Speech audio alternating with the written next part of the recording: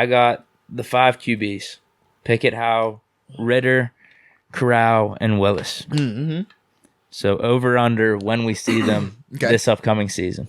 All right, when we see them. So which game they start? The first start. Okay. Okay. You want me to? We'll save Pickett for the end. Absolutely. Give it a little suspense. Come on now. Malik Willis. Week 11. Oh. Over under. Is Mariota down there right now, right? No. I'm Tennessee. tripping. He went to Tennessee. Yeah, that's right. With Tannehill. Week 11. I'm taking the over. I'm taking over. Tannehill ain't coming off that field, bro. Tannehill's not going to allow that man on that field, bro. You think Tannehill does good? Right? So the case for Tannehill. We're not going to talk about him like having a package of being. No. I'm talking like about having to start. Starting. Yeah. Yes. Yeah. The case for Tannehill actually doing decent this year, obviously he is playing for his NFL livelihood, but also there were a lot of injuries on that Titans team Derrick last year. Henry went down last year. I mean, they still made it work with the other guys, but that forced Tannehill to have to do a lot more than what he was accustomed to doing. And for a while, he still was okay, but you could just see that's not his game when he was forced to really have to air it out at times, man. They don't have A.J. Brown anymore, but Treylon Burks is a version of him. Yeah. Missing Brown, I mean, that is going to hurt because he was a really good receiver. He's a guarantee, where Burks, you're hoping. We're going to see what it looks like. A lot of these rookie receivers can just step in and be that good. I am with you on the over. I'm with you. I think Tannehill actually plays decent enough where keeps Tennessee relevant, and they don't really think about bringing in Malik Willis. Yeah. Only way is injury. I mean, that has to be injury. Tannehill has been injury prone throughout his career, not as of late. Right, but Tannehill's. I don't think Tannehill's gonna play bad enough to get pulled. Like that's just not what I see in Tannehill at this stage in his career. Yeah. Hey, Stainless Steel, man. Stainless Steel had a great recommendation right here. He says, "Smash the like button." Can never get enough of that, man. So shout out to Stainless Steel for that recommendation right there. Yes, ladies and gentlemen, make sure you smash that like button if you have not. We appreciate you from the heart, though. Okay. I have to change this line, actually. Oh, here we go. Matt Corral. Ready? Hold on. Ready? Let me hear this one. Week 3.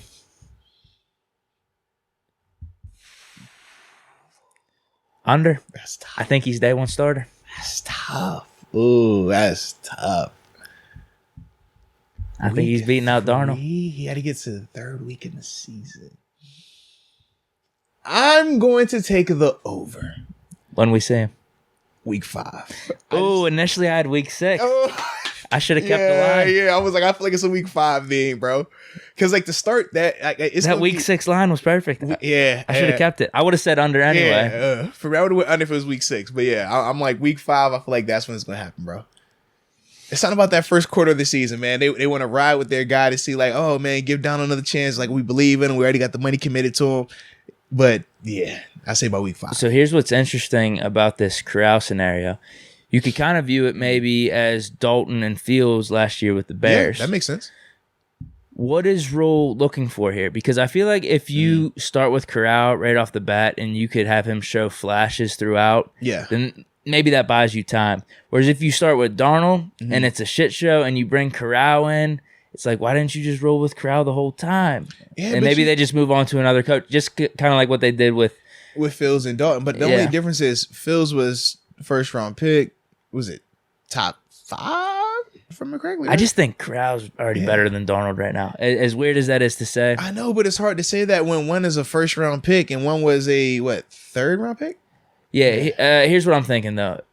Darnold, you're not doing good this year. Corral, at least, who knows? But they already got the money invested. They already picked up the option. That was a terrible decision. Right. So, but with that, though, they got to give it a chance.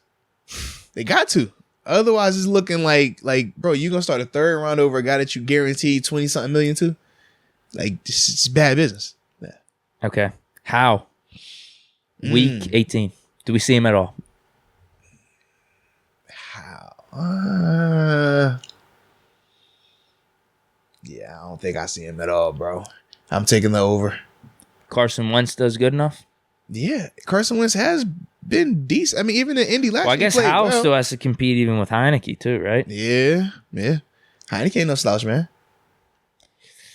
Because it was conversation of where the Commanders going to view where they were going to view Heineke the same way that the Texans view Davis Mills. In the sense of like, all right, we know he wasn't we know he's not the most glamorous, but we just like him. He's our guy. So, yeah, it's gonna be interesting, man. Oh man, I could just see them throwing him in there like week 16 or something. You know what I mean? God, they're already out of the playoffs. No, I'm telling you, man, Wentz gonna have them boys all right, bro. They're gonna be all right. Oh, they're gonna be all right. Okay. And I don't even like them, not in the least bit, but they're gonna be all right. So even if they're out of the playoffs, they don't do the flyer of let's throw Howe in there. Because you looking at the NFC East, they're gonna be in that conversation. They're going probably, to be in that conversation, even though right now doesn't it feel like Cowboys and Eagles probably are ahead above them. But you know how the NFC works. Someone's like going to be around 9-8 and win the division. Always like that, bro. Even though Dallas was the outlier last year, right, from what it typically is. Yeah, because Dallas like smoked everyone. Had no way. What they have, like 11 wins, 12 wins, something like that. Yeah. I think you're right that Wentz is overly criticized. I think you're right on that. He said 27 touchdowns last year, but there is a reason the Colts want to move off. Right, and we saw him in one of the biggest games of the year for them versus Jacksonville, a team that they should have been heavily favored in. He didn't have his best performance. And for Wentz, man, it's just like you can't keep doing that. You know, you got to show up. When it's time to show, you got to show up. Yeah. I'm gonna do the under. I think they pull like a week 17. Let's just throw Howe in there, see what he does. I like it. Mine's tougher though. I think yours is the safer bet because we're right. Howe still has to beat out Heineke too. Yeah, you have to do that first. And Heineke played at ODU, and ODU was in the crib. So, all right. You know. I just think we see Howe in that week 16, 17 game. They're already out of the playoffs. Let's just throw them in there. That's my bet. We gonna see player. I don't see it as like a mid-season thing though. Okay, fair enough. Ritter, week 4. He's the one that went to Atlanta. He's the one that's behind. He might win. Give me the one. under. Give me the under on this one. What's the scenario? Week 4. Give me the under.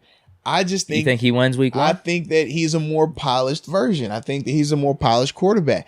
And if your biggest competition is Marcus Mariota, when's the last time we seen Mariota as the day one starter? It's been a couple of years removed now. So. I don't think that it's a sure bet that he comes in and just blows those guys away. Whereas with Desmond, kind of what we talked about with TG, he is the new toy. He is the new guy in the building. I think the athleticism is going to show, which we already talked about. I think the thing that also, it's like, I'm trying to think who, because I was trying to think of the weapons around him down there that could help him or highlight him. The Calvin Ridley thing sucks, but he could play through Cal Pitts, so he'll be fine with Pitts that. In they London. Obviously brought in London, so you're getting very quarterback friendly targets. Back. Oh, and that's the key. Yeah, that's the one. I was like, it's not Gurley, it's Patterson, absolutely. So yeah, man, I think that his maturity. Gurley. Yeah, I remember him right when he went down there. It was nuts. He was low key, all right. He wasn't bad, but like he's not on the team. Like his career's done. There's no way anyone's signing him. Yeah. I'd be more excited about Mateo Durant than Todd Gurley on the Steelers right now. I would. That's sad. Which is really crazy, sad. bro. It's crazy. But for me, man, give me the under with Desmond. I think that I like him beating out Mariota.